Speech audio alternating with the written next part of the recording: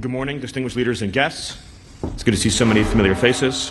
And thank you, of course, to Secretary of State Rubio for organizing this conference and for leading this initiative. Here in the United States, we have taken the necessary and essential action of formally recognizing left-wing violence as a form of political terrorism that is a direct threat to our national security and the survival of our Republican form of government.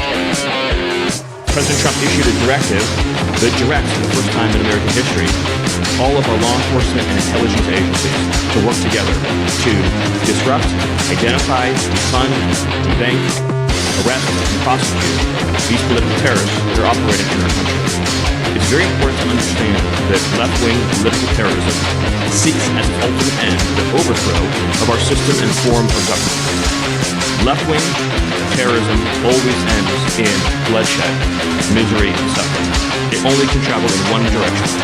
There's no point at which the left-wing terrorist is satisfied with his game and ceases progressing. Inevitably, left to run its course, it always becomes a gulag.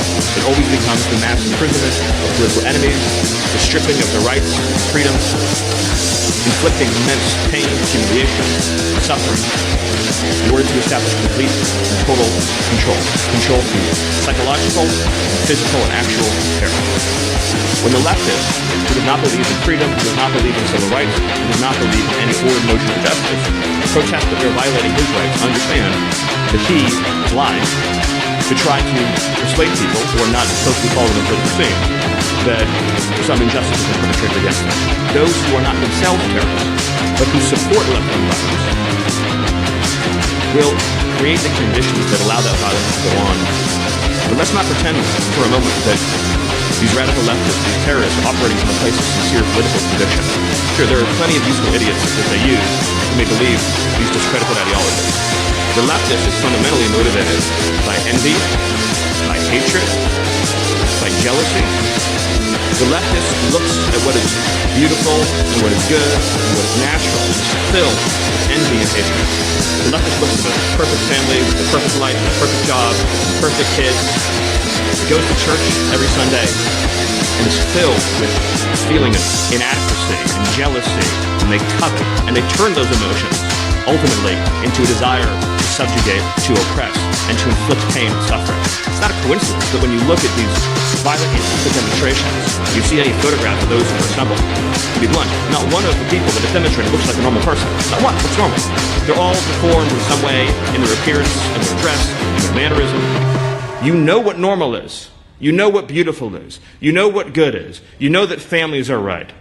You know that children are precious and beautiful and must be protected. You know that the criminal and the junkie and the predator is a threat to normal, healthy living.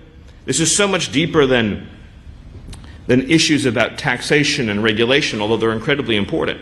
It's about normal, healthy, ordered living.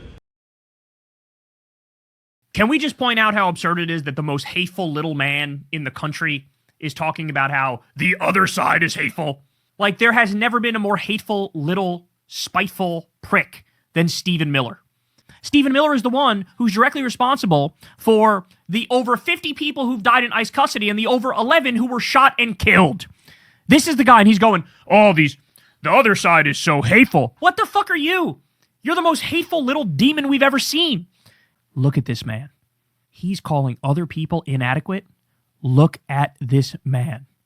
Dude, there's never been a more inadequate person. Is there any doubt in your mind that Stephen Miller has a fucking micro penis? That he's got the tiniest little pecker you've ever seen in your life? That he knows he's never pleased a woman? Is there any fucking doubt in your mind